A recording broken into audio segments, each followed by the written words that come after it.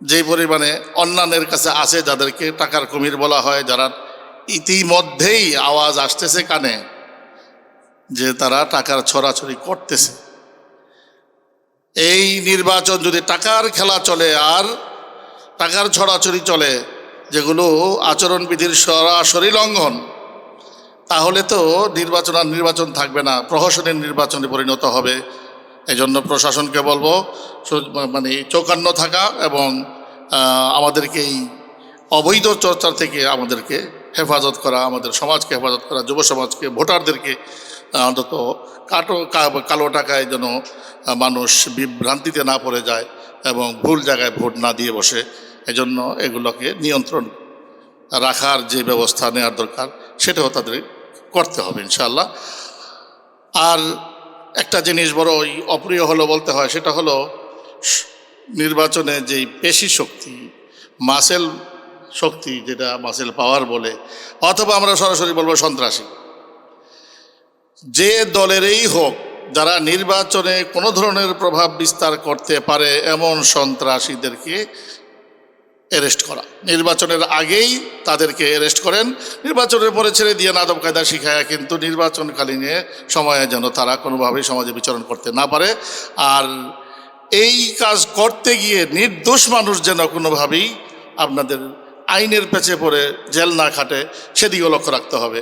শুধু পার্টিকুলার কোনো একটি দল করে বিধায় সেই দলের সবাইকে ধরে ফেলতে হবে, এই ধরনের অ্যাটিচিউডকে গ্রহণ করা যায় না, সমর্থন করা যায় না।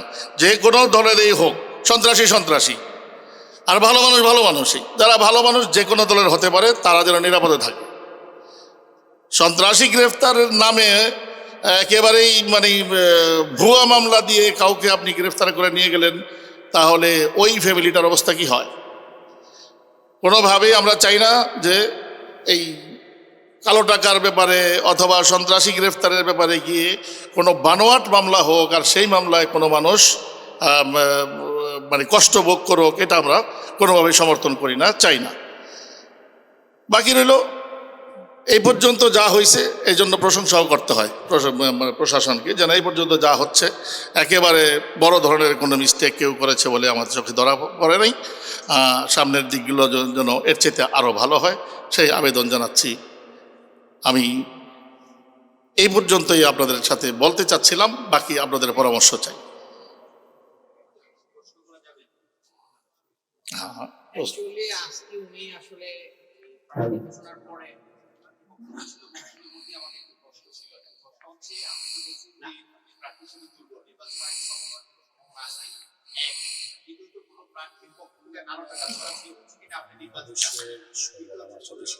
আমি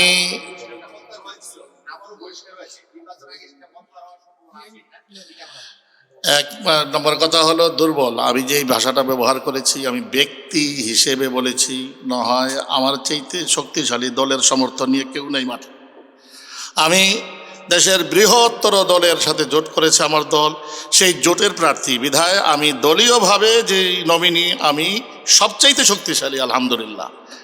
কিন্তু ব্যক্তি হিসেবে আমি অভদ্রভাবে চলাফেরা করি না, আমি হিংস্রতা দেখাই না, আমি সন্ত্রাসী ভাব দেখাই না, দম্ভভরে চলি না, দম্ভভরে কথা বলি না, কারোর সাথে বিনয় ছাড়া অন্য ধরনের কোনো ল্যাঙ্গুয়েজ ভাষা করি না, সেই অর্থে আমি দুর্বল। কিন্তু এর মধ্যে যেই বিনয়ের মধ্যে যে অন্তর্নিহিত পাওয়ার রয়ে গেছে, সেই স্পিড রয়েছে, তা আমার মধ্যে ষোলকলাপূর্ণ আছে আলহামদুলিল্লাহ। এতে কোনো ধরনের দুর্বলতা নেই। এই দ্বিতীয় যে প্রশ্নটা করেছেন, সেটা তো একান্তই দলের ব্যাপার। দল কখন কাকে মানে বহিষ্কার করবে, কখন প্রত্যাহার করবে, যে কোনো, আমি তো যারা এই নমিনেশন ডিক্লেয়ারের পরে যাদেরকে মানে বহিষ্কার করা হয়েছে সরাসরি, এটা আমি হয়তো ব্যক্তিগতভাবে এটা ভালোভাবে নেইও নাই, মনের মধ্যে আমার ভালো লাগে না। আমার মনে হয়েছিল যেন তাদেরকে পিঠে মাথায় হাত দিয়ে মনে হয় বোঝানো যেত। আরও 10 জনের মতো আমারও একই ফিলিংস। যেহেতু দল ভালো জানে কার ব্যাপারে কি করতে হবে, আমি তো আমার সীমিত জ্ঞানে একেবারে ছোট সময়ের একটা অভিজ্ঞতায় এই ধরনের অনুভূতি প্রকাশ করছি। দল তো তাদেরকে 30 বছর 25 বছর যাবৎ কি করতেছে, দেখতেছে, চিনতেছে, বুঝতেছে, দল ভালো মনে করেছে, আমি সেটাকে সাধুবাদ জানিয়েছি। সামনেও আবার যে ধরনের সিদ্ধান্ত দলের পক্ষ থেকে আসবে সেটাকেও আমি ইনশাআল্লাহ সাধুবাদ জানাবো। ধন্যবাদ আপনাকে। আমার একটা প্রশ্ন আছে। আসসালামু আলাইকুম, আমার নাম শওকত আলী সৈকত, আমি সময় টেলিভিশনে কাজ করি। আপনি শুরুতেই দাবি জানিয়েছেন প্রশাসনের কাছে লেভেল প্লেইং ফিল্ডের ব্যাপারে। আমি তাহলে আসলে কি, তাহলে আপনি এই অবস্থায় আপনি কি আশঙ্কা করছেন নারায়ণগঞ্জে লেভেল প্লেইং ফিল্ড নাই? মানে এটা আপনি সরাসরি আপনার মুখ থেকে আমরা জানতে চাই যে লেভেল প্লেইং ফিল্ডের যে দাবি করছেন সেই লেভেল প্লেইং ফিল্ডটা নাই বা আছে, এটা সরাসরি ক্লিয়ার করতে হবে। আরেকটা বিষয় হচ্ছে, আপনি অভিযোগ করেছেন